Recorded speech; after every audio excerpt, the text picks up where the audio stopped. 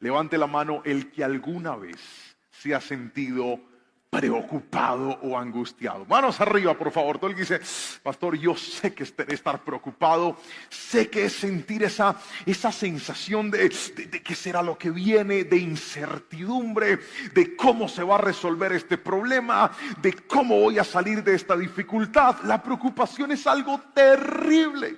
Pero lo que hoy te voy a enseñar no es un mensaje que el pastor Juanpa diseñó conforme a lo que él piensa.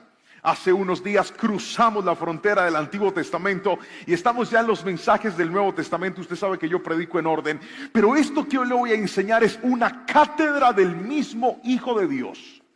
Este mensaje es una enseñanza que el mismo Jesús depositó y estructuró para nosotros y tiene mucho que ver con este tema llamado la preocupación. Y hoy voy a enseñarle en estos minutos que tengo cómo vencer la preocupación. ¿Qué hacer ante esta situación tan difícil que a algunos no los deja descansar, que a algunos no los deja dormir, que a algunos les ha quitado la paz? Es terrible la preocupación. Porque usted está en todo el día, se va a trabajar, se va a estudiar, se va a sus quehaceres, pero la preocupación es capaz de tenerte en un lugar en el que no estás. Porque aunque tu cuerpo está ahí, tu mente está en otra parte. La preocupación es tan terrible que una persona se acuesta a dormir, dizque a descansar, y aunque el cuerpo está cansado, el cerebro sigue prendido toda la noche diciendo pilas, pilas, pilas, hay que hacer, cómo va a ser, de qué manera se va a resolver. Y me encontré en esta palabra algo poderoso, porque hoy vamos a aprender según Cristo cómo se vence la preocupación. Si está listo para aprenderlo, por favor levánteme la manito derecha y gríteme un fuerte amén en esta noche. Pero vamos a la palabra. Mateo capítulo 6, versículo 25 al 34, es la base estructural en la cual me voy a centrar para enseñarle esto. Mateo 6, versículo 25 al 34. Leamos juntos la palabra del Señor. Por eso les digo que no se preocupen por la vida diaria, si tendrán suficiente alimento o bebida, o suficiente ropa para vestirse. ¿Acaso no es la vida más que la comida y el cuerpo más que la ropa?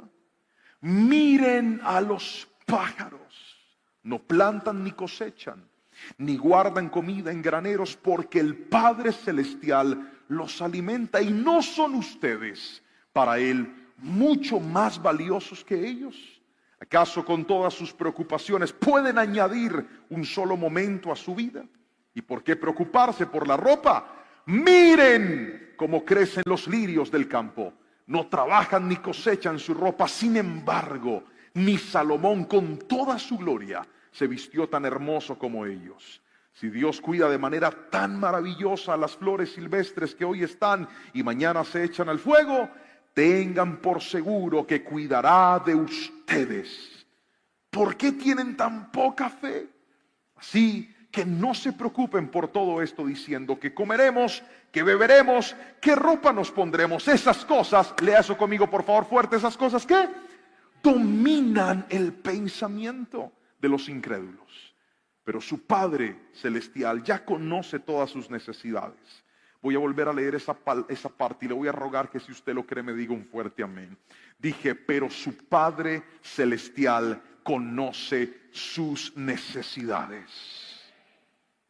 Busquen el reino de Dios por encima de todo lo demás y lleven una vida justa y Él les dará todo lo que necesitan. Así que no se preocupen por el mañana, porque el día de mañana traerá sus propias preocupaciones. Los problemas del día de hoy son suficientes para hoy. Amén y amén. La preocupación es un estado de desasosiego. La palabra desasosiego significa intranquilidad. Es un vacío emocional. Es tener una agonía en donde, ya se lo decía, estás dejando de disfrutar tu presente porque estás pensando en cosas que ni siquiera han llegado todavía. El otro problema de la preocupación, y no menos terrible, es que afecta tres áreas en nosotros. Afecta lo que vemos, afecta lo que pensamos y afecta lo que creemos. Permítame darle un ejemplo. Cuando Jesús estaba refiriéndole estas palabras a aquellas personas que lo seguían en el Sermón del Monte, usó 2 veces el verbo mirar y les dijo: miren a los pájaros, miren a las flores. ¿Sabe por qué? Porque a veces nosotros en la preocupación lo que hacemos es enfocarnos en nuestros problemas y dejar de enfocarnos en nuestras bendiciones. Una persona preocupada empieza a angustiarse por cosas que incluso no tiene y deja de agradecer por lo que sí tiene. Una persona preocupada pierde el foco de la vida y no solamente pierde la capacidad de ver con claridad, sino también de pensar con claridad. ¿Cuántas veces alguien por una preocupación se ha ido a meter en las peores decisiones de la vida? Gente preocupada se ha ido a meter con prestamistas a altos intereses, tomando las peores decisiones de su vida. ¿Sabe por qué? Porque estaban preocupados.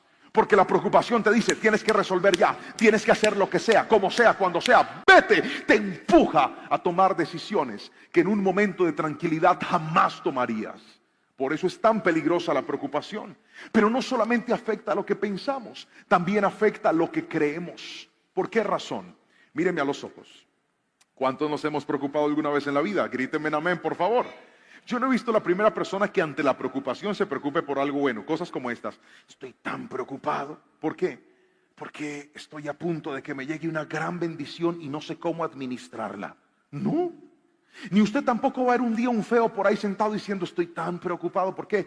Porque se aproxima tanta belleza a mi cuerpo que no sé a cuál hermosa voy a escoger. Nunca los vi así. El preocupado siempre está pensando ¿en qué? En que lo que viene es lo peor.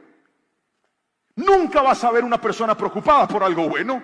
No, siempre están angustiados creyendo que lo que se aproxima para ellos es algo malo. Y entonces siempre cuando toca la puerta de nuestra vida un problema, una enfermedad, un diagnóstico, un dictamen médico, la preocupación nos asalta haciéndonos ver lo malo, pensar lo malo y creer lo malo. Y eso es lo que hoy voy a desactivar de tu mente por la palabra en el nombre de Jesús. Porque llegó la hora de entender que sí, esta vida no es sencilla. Sí, en esta vida hay dificultades. Sí, en esta vida hay faltantes. Sí, en esta vida hay tropiezos. Pero cuando aprendo a ocupar mi mente con las promesas de Dios, puedo estar seguro que aún esos desiertos Dios los va a permitir para algo más grande y más poderoso en nuestras vidas. Por favor, si alguien me está entendiendo, dígame un fuerte amén en esta noche. Vamos a aprender entonces cómo vencer la preocupación, y quiero mostrarle uno a uno los principios que encontré en la palabra, y el primero de ellos es este. Ahí nos va a aparecer. Primero, ¿cómo vencer la preocupación? Afirma tu valor en Dios. Quiero que por favor repita esas palabras fuerte conmigo a la cuenta de 3. 1, 2 y 3. Dígalo. Afirma tu valor en Dios. ¿Por qué es tan importante afirmar nuestro valor en Dios? El versículo 26 dice lo siguiente: miren a los pájaros.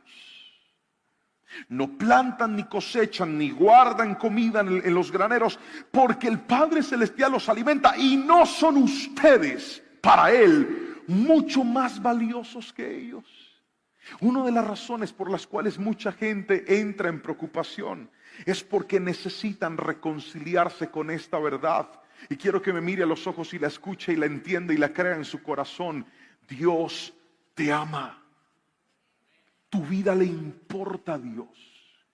Y mientras tú no te reconcilies con esa verdad, no vas a vencer la preocupación.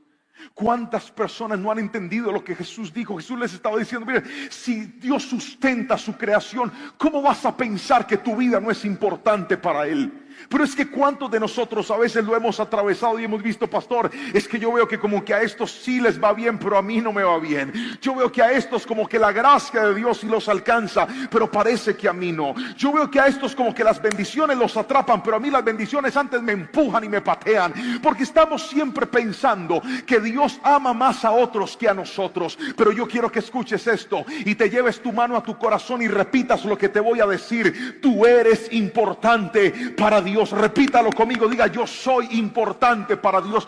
Dios también te ama a ti. Dios también tiene un proyecto contigo. Dios también tiene un sueño contigo. ¿Sabes por cuántos años yo me senté en la iglesia como estabas tú, mirando pastores predicar, mirando salmistas adorar, yendo a grandes eventos, y yo miraba las alabanzas y miraba a los salmistas y miraba a los invitados, y yo decía: Señor, ¿cuándo será el día que podría estar en ese lugar? ¿Cuándo será el día que podría adorarte con una batería tan bonita como la de esa iglesia y no con esta destartalada? Yo un día toqué con una batería que los parches eran bolsas de basura. Y el líder me dice: dale pasito para que no lo reviente. En vez de comprar parches, pero no había con qué. Y yo soñaba, yo decía: Señor, ¿cuándo llegará el momento? Pero escuche bien, al transitar en la vida me di cuenta que el amor de Dios no siempre se manifiesta dándote todo lo que quieres. La primera parte del amor de Dios no se manifiesta con cosas tangibles, se manifiesta con cosas intangibles. A veces Dios te va a demostrar su amor en la formación. Dios te va a demostrar su amor aún en los momentos de faltantes, para que tú entiendas que no se trata del que más corre ni del que más vuela, del que más tiene, del que más oportunidades ha adquirido. A veces el amor de Dios se manifiesta en los momentos de dificultad, para que tú sepas que si algún día llegas a la cima, nunca fue por ti, nunca fue por tu talento, nunca fue por tus habilidades, sino por la gracia y la misericordia de Dios. Escúchame lo que te voy a decir: Dios a ti te ama como eres. Gríteme amén, por favor, si lo está creyendo en esta noche. Dios te valora como eres, y mientras no venzas esa idea de dejarte de comparar, de decir: pastor, es que otros son más perfectos que yo, otros son más santos que yo, Dios no puede amarme así. Hoy te digo: Dios te ama a ti también. A Dios le importa tu vida.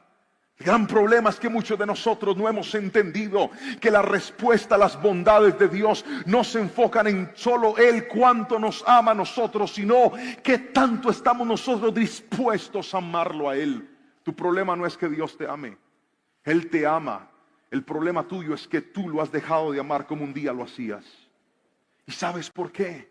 Porque dejaste que las heridas, los faltantes, las preocupaciones, las crisis te desconectaran de la presencia de Dios. Pero hoy quiero que afirmes este principio en tu alma y en tu vida. Vence la preocupación. Cuando vengan los problemas, en vez de estar diciendo: Señor, esto me va a destruir, Señor, esto me va a acabar, Señor, ¿de dónde voy a salir? Mejor levanta tus manos y dile: Señor, mi vida a ti te importa. Yo sé que tú no me vas a dejar caído para siempre. Yo sé que tú no me vas a dejar hundido para siempre. Yo sé que tú puedes hacer algo aún en medio de esta dificultad. ¿Sabes por qué? Porque Dios a ti te ama. Gríteme amén, por favor, y alabe su nombre si lo cree en esta noche. Afirma tu identidad en Dios. Afírmala. Hay momentos donde esas pérdidas son el mejor escenario para afirmar nuestra identidad en Dios. Recuerdo la historia de Moisés. Moisés tuvo que atravesar una gran pérdida para poder encontrar el amor de Dios. Porque a veces es en nuestros más grandes vacíos, en nuestras más grandes tragedias, donde se silencian las voces de todos los que prometieron nunca dejarte, para que te encuentres con la voz del que verdaderamente nunca te dejó, que es Dios. ¿Cuántas veces el hombre nos ha fallado? El hombre se equivocó, el hombre te dejó solo, el hombre que te dijo que te iba a apoyar no te apoyó, el hombre que dijo estaré hasta la muerte se fue en el primer problema. Pero a veces Dios permite eso para que aprendamos que Él nos ama a nosotros.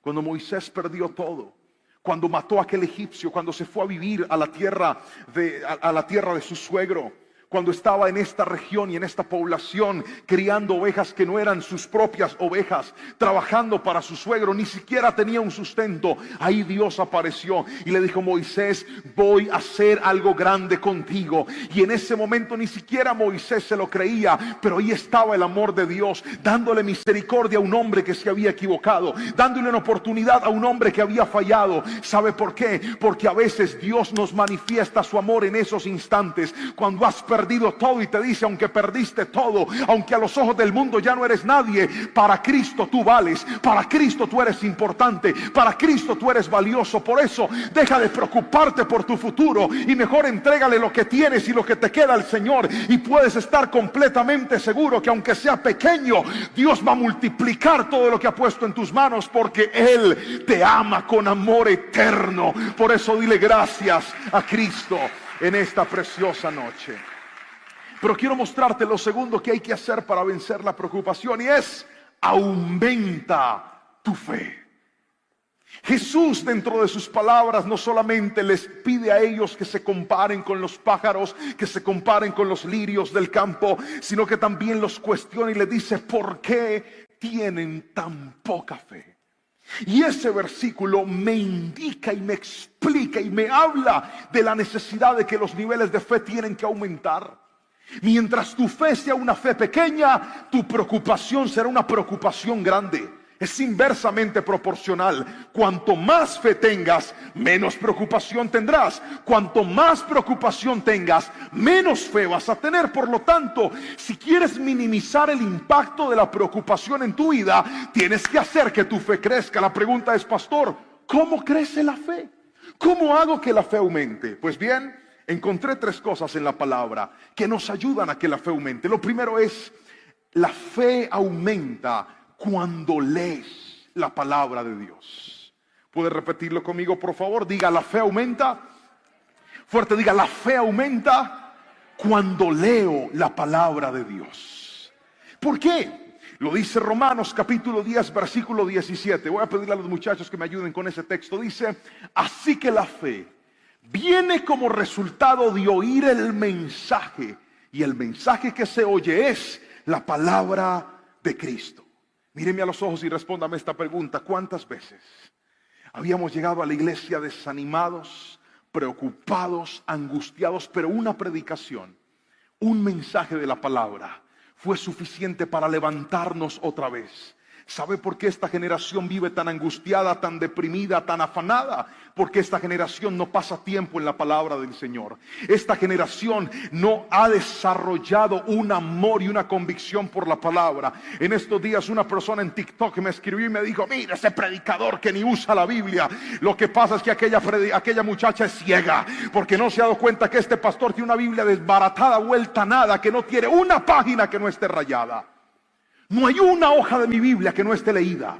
No hay una hoja de mi Biblia que... Mire, está desbaratada. Estos días se me despegó toda y yo la pegué. Yo mismo la pegué. Saqué Colbón de Jerónimo. Y con mucho amor. Ve, aquí tengo me resigno. No la voy a botar. Esta no tengo forma de pegarla, pero aquí está todavía. Y en estos días le dije a Jerónimo: el día que yo no esté, quiero que esta Biblia sea tuya. Y vayas y prediques la palabra de Dios con ella. ¿Sabes? Está vuelta a nada. Pero usted no sabe cuánto amo este libro. Usted no sabe cuántas veces la palabra ha levantado mi vida y mi corazón. Usted no sabe cuántas predicaciones que usted algún día escuchó primero me quebraron el alma a mí en mi tiempo con Dios. El día que yo aprendí a amar la palabra de Dios, ese día aprendí a ver milagros en mi vida. La Biblia no es un libro más. La Biblia no es un libro de historia. La Biblia no es un libro que pasó de moda. La Biblia es la bendita palabra del Señor. Cielo y tierra puede pasar, pero su palabra nunca va a pasar. ¿Quieres que tu fe crezca? Enamórate de la palabra del Señor. ¿Quieres que tu fe se avive? Enamórate de la palabra del Señor. Saca la Biblia de donde la tienes y dile: Señor, voy a empezar a leerla otra vez. Voy a empezar a refugiarme en la palabra del Señor. Esta generación se contamina con las redes, se contamina con los documentales, se contamina con Netflix, se contamina de películas, y por eso la mente la tienen revolucionada. Pero la palabra del Señor limpia el alma. La palabra del Señor clarifica la mente. La palabra de Dios aumenta nuestra fe. Por eso se levante quien se levante. Cuando atesoras la palabra del Señor, tendrás en tu boca una espada que va a traspasar el alma de aquellos que lo escuchen. Pero tienes que enamorarte de la Biblia. Tienes que enamorarte de la palabra del Señor. Alguien tiene que decirme amén. Usted no sabe cuánto me alegra escuchar testimonios de muchachos que me dicen: pastor, estoy leyendo la Biblia, estoy entendiendo la palabra. Esas son las vidas que cambian, los que saben que la Biblia no es un artículo del predicador, es un arma que Dios nos entregó para cambiarnos la vida a nosotros también. Ame la palabra. En los Estados Unidos, una universidad hizo una investigación con 40,000 voluntarios. Tenían entre 8 y 80 años y descubrieron lo siguiente: las personas que leían una vez a la semana la Biblia no tenían ningún tipo de manifestación distinta en su cerebro. Estas son las personas que llegaban a la iglesia y leían la palabra porque el predicador o el pastor los invitaba a leerla. Después investigaron a los que leían la Biblia 2 veces por semana Y notaron que la diferencia no era mucha, era algo mínimo lo que impactaba. 3 veces ya generaba una sensación como de pálpito en el corazón. Pero 4 veces, ahí fue donde el estudio marcó un precedente impresionante. Las personas descubrieron que una persona que lee por lo menos 4 veces por semana la Biblia lograba reducir la sensación de soledad en un 30%. Además, sus problemas de ira y de rabia y de mal genio se reducían en un 32%. Encontraron que la amargura caía en un 40%. Los que tenían dependencia al alcohol lograban vencerlo en un 57%. El contacto con la pornografía bajaba un 61%, y esto es lo más impresionante, los niveles de fe incrementaban a un 200%. ¿Sabes de qué te estoy hablando? De una persona que lee como mínimo 4 veces la Biblia por semana. Yo no me logro imaginar qué sucedería si tú, así como te bañas, te cepillas, vas al baño, te echas champú, te cepillas los dientes y comes todos los días, aprendes a amar a Dios y a su palabra y decir, voy a sacar todos los días al menos un ratito para leer la palabra del Señor. Muchachos, yo les voy a decir algo, conferencistas hay muchos, motivadores hay muchos, gente buena hay mucha, pero la bendita palabra del Señor es la única que puede cambiar esta generación. Amén. Atesorémosla, y usted se va a dar cuenta cómo su vida va a cambiar por completo, porque no es la palabra del hombre, es la misma palabra de Dios hablando a nuestra vida y a nuestros corazones. Levante sus manos y dígale, Señor, enséñame a amar tu palabra. Alguien que lo honre y lo exalte por eso. Él nos ha dado este tesoro. Entonces, la fe aumenta cuando leemos la palabra del Señor. Pero también la fe aumenta, escuche bien, estoy en este mismo segundo punto. La fe aumenta cuando aumentas tu oración. La fe crece con la oración. Marcos capítulo 9, versículo 23 y 24 cuenta una historia. Y esta historia es hermosa. Es la historia de un papá que tenía un hijo que era atormentado por demonios. Y este hombre que era atormentado por demonios, aquel muchacho se tiraba al piso y se lastimaba por las manifestaciones demoníacas de este espíritu. Aquel papá desesperado se fue donde Jesús, lo atendieron sus discípulos, pero sus discípulos no pudieron hacer nada por él. Este hombre va y le dice a Jesús, mira, puedes ayudarme con mi hijo, tus discípulos no han podido hacer nada con él y de verdad estoy desesperado. Jesús, mirándolo a los ojos, le dice, te quiero hacer una pregunta. ¿Tú crees que yo puedo sanar a tu hijo? Porque al que cree,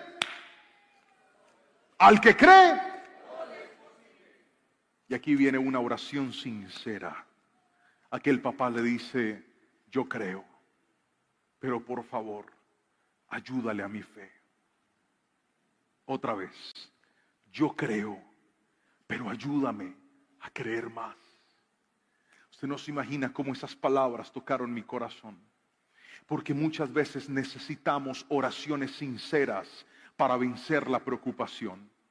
Muchas veces necesitamos llegar delante de Dios y decirle, yo sé que tú eres un Dios milagroso, pero a veces no creo que puedas hacer conmigo lo que has hecho con otros. Yo sé que tú eres un Dios poderoso, pero a veces mi fe está tan bajita, Señor. A veces mi confianza está tan pequeña, a veces lo que está por delante demanda una intervención tan fuerte tuya que no sé si la fe me alcance para eso. Ese tipo de oraciones son las que Dios quiere contestar. Cuando Dios encontró, cuando Cristo ve las palabras de aquel hombre, ¿sabes qué hizo? Trajo un milagro sobre su vida, porque la oración aumenta nuestra fe. Cuando pases por momentos de preocupación, ve delante de Dios y dile, Señor, mi fe está débil. A veces siento que no puedo confiar más, pero ayúdame a creer más en ti. Te vas a sorprender, porque si algo bendice Dios es un corazón honesto, un corazón sincero, un corazón que es altamente dependiente de su presencia. Pero lo tercero que hay que hacer para que la fe aumente es rodearnos de amigos que tengan fe. Otra vez, rodearnos de amigos que tengan fe. Mire, otra historia muy linda de la palabra del Señor se encuentra en Lucas capítulo 5, versículo 18 al 24. Y esta historia me impactó profundamente porque es la historia de un paralítico, un hombre que no podía caminar. Pero entonces dice la palabra del Señor que sus amigos tomaron la decisión de cargarlo y llevarlo hasta Jesús. Él por sus propios medios no podía ir, necesitaba de sus amigos. Cuando llegan a la casa donde Jesús estaba, dice la Biblia que había tanta gente que era imposible entrar por la puerta. Y entonces ellos dijeron: hermano, así nos toque aventarlo por el techo, pero Jesús va a orar por usted. Se idearon la forma de meterlo por el techo, descolgarlo en todo el centro de la casa. Y la Biblia dice: al ver Jesús la fe de ¿quiénes? ¿De quiénes? Al ver la fe de ellos. A veces nosotros necesitamos la fe de otras personas. Alguien tiene que decirme amén. A veces necesitamos rodearnos de personas de fe. Uno de mis concuñados, cada vez que cumplo años, me regala un producto, un tratamiento costoso para la caída del pelo. Siempre. Lleva años, yo no sé cuántos años lleva regalando. Me ha regalado cremas, champús. Un día me regaló una cita con un médico, mejor dicho, que es buenísimo para eso. Me ha regalado crema. La otra vez llegó una crema que es que de los indígenas, que era traída de no sé dónde, por ahí el Cauca, que era a base de, yo no sé qué tanta mata tenía, eso olía horrible. Y yo bien juicioso me he aplicado todas esas cosas. Como usted puede ver, no han servido para nada.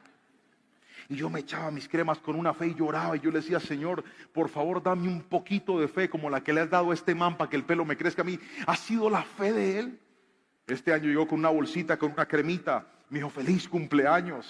Yo le dije: gracias, gracias. Se llama Fernando, él es mexicano. Yo: gracias, carnalito, te bendigo. Ese día por la noche yo cogí la crema todo contento. Yo dije: bueno, Señor, una más. Este hombre tiene fe que a mí me salga pelo. Yo no sé si ya le vas a hacer que el pelo crezca por la fe mía o por la fe de él. Pero cogí la crema y me la apliqué así, me acosté a dormir. Al siguiente día me escribió y me dijo: carnalito, ¿cómo te fue con la crema? Le dije: bien. Me dejó el pelo como espeso. Me dijo: no. ¿Por qué? Esa crema es para la cara, para el envejecimiento.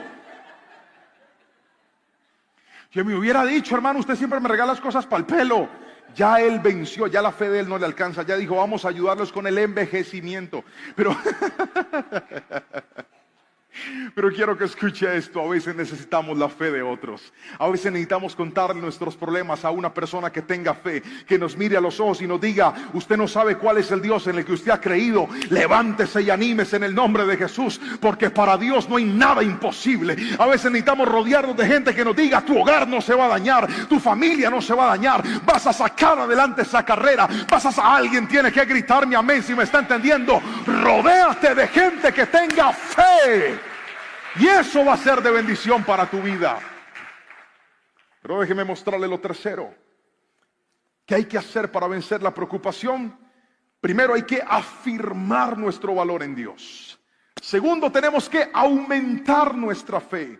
Aquí viene lo tercero que le quiero enseñar, y es: busca el reino de Dios. Jesús lo dijo en el versículo número 33. Lanza la siguiente palabra y les dice: así que busquen el reino de Dios por encima de todo y lleven una vida justa, y Él les dará todo lo que necesiten. ¿Qué es buscar el reino de Dios, pastor? Buscar el reino de Dios es congregarse. Buscar el reino de Dios es venir a la iglesia. Buscar el reino de Dios es servir a Dios. Buscar el reino de Dios es ayudar a otros. Buscar el reino de Dios es vivir una vida justa. Buscar el reino de Dios es compartir una predicación, compartir la palabra. Mire, yo he atendido citas en mi escritorio de gente que me ha dicho: pastor, ¿sabes por qué estoy en la iglesia? Porque un amigo compartió un pedazo de una predicación, la palabra tocó mi vida y ahora estoy aquí entregándole todo a Cristo. Nunca subestimes lo que puede hacer que tú compartas tu palabra con tu círculo íntimo. Hay personas que están cerca de ti que necesitan lo que Dios te está dando. Eso es buscar el reino de Dios. Cuando vives de esa manera, lograrás romper la preocupación. ¿Por qué, pastor? Porque a veces la preocupación, escuche bien, trata de hacer eso, de desenfocarnos. La preocupación nos paraliza. Y les pedí a los muchachos que me regalaran esta frase: la preocupación nos paraliza. Pero buscar el reino de Dios nos moviliza. Otra vez, la preocupación que hace nos paraliza. No hay nada que hacer. ¿Qué voy a hacer? Te quedaste estancado, te quedaste llorando, te quedaste sufriendo. A veces la mejor forma de salir de nuestros problemas es ayudando a otros a salir de los suyos. Te lo voy a volver a repetir. A veces la mejor forma de salir de nuestros problemas es ayudando a otros a salir de los suyos. Cuando tengas un problema que no sepas cómo resolver, sal de tu casa y ve y ayuda a otra persona. Ve y dale un poquito de lo que tú tienes. Ve y ayúdalo a vencer su preocupación. Y eso es buscar el reino de Dios. A veces la mejor forma de activar nuestros milagros es activando nosotros el milagro de alguien más. A veces la mejor forma de ver la mano poderosa de Dios es sacudiéndonos y entendiéndonos que Dios nos ha llamado no solamente una vida que recibe, sino también una vida que da. Pero esto es importante. ¿Cuántas veces una predicación venció la preocupación en nuestra vida? ¿Cuántas veces un momento de adoración nos regaló la paz que la preocupación nos había arrebatado? Aprende a buscar el reino de Dios. Yo conozco gente que cuando pasa por problemas dice: no voy a ir a la iglesia, estoy desanimado. No, al contrario, es cuanto más tienes que buscarlo. Es cuanto más tienes que acercarte al Señor. Cuando aprendes a darle el primer lugar a Dios, cuando aprendes a buscarlo, entonces te vas a dar cuenta cómo tu vida va a ser realmente transformada y realmente bendecida.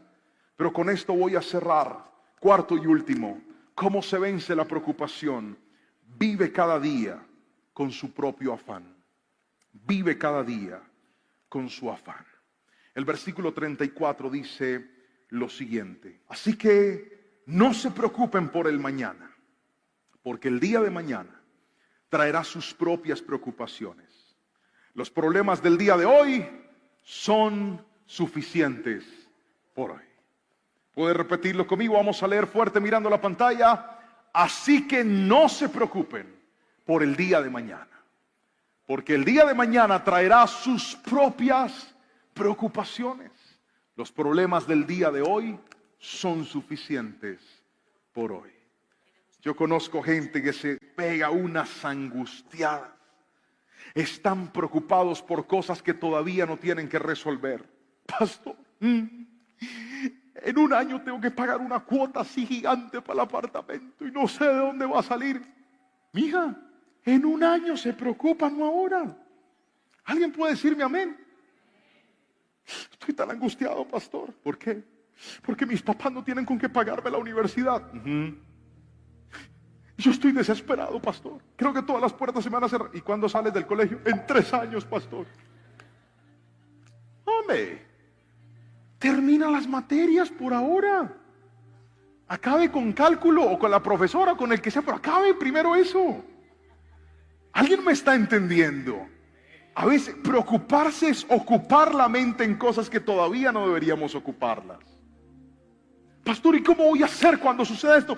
Hay cosas, y esto, si hay algo que quiero, si hay un rema de Dios que quiero que te lleves a tu casa hoy, es este que te voy a dar. Una persona preocupada suele ser una persona programada. Por eso se preocupan, porque no quieren que hayan cabos sueltos en su vida. Quieren saber cómo, cuándo y de qué manera se va a resolver el problema, porque somos programados. Queremos que las cosas funcionen bien. Entonces, una persona programada, cuando las cosas no le salen como lo espera, se angustia, se afana. Vamos a hacer una demostración. Mano arriba todo el que un día alguien le ha debido plata, dinero. Bien, ahora quiero que la deje arriba el que le dijeron: se lo pago tal día, pero no se lo pagaron. Bien. ¿Eso genera o no genera angustia? ¿Por qué genera angustia? Porque usted se había programado. Usted dijo: esa plata me llega ese día. Entonces, cuando esa plata llegue, yo pago esto, esto, esto y esto, o lo invierto en esto, o suplo esto. Pero al no llegar, se genera esa angustia y esa preocupación. Cuando una persona espera algo y ese algo no llega, se puede afanar. Cuando una persona espera algo y ese algo no llega a tiempo, se puede desesperar. Entonces Dios, para reducir los niveles de estrés, te da cosas inesperadas. ¿Sabe cuál es la bendición más grande de lo inesperado, don Ricardo? Que lo inesperado no te angustia. ¿Alguien me está escuchando? Lo inesperado no te angustia. Mire, en estos días llegó alguien y me dijo: pastor, tome esta bendición. Yo, ¡wow! Y yo no estaba desesperado diciendo: Señor, ¿será que esta bendición vaya? No, estaba tan tranquilo. Y cuando llegó la bendición, en lugar de generarme estrés y angustia, me generó alegría, porque así es lo inesperado. Cuando tú no estás esperando algo y llega, lo celebras. Yo no sé si alguien está entendiendo por dónde va el agua del río, pero quiero que escuches esto. Cuando aprendes a vivir cada día con sus afanes, cuando recuerdas que Dios te ama, que tu fe tiene que aumentarse, la mano de Dios se va a volver una mano de bendiciones inesperadas. Voy a volver a repetir eso. Va a ser una mano de bendiciones inesperadas, donde Dios dice, te tengo un tesoro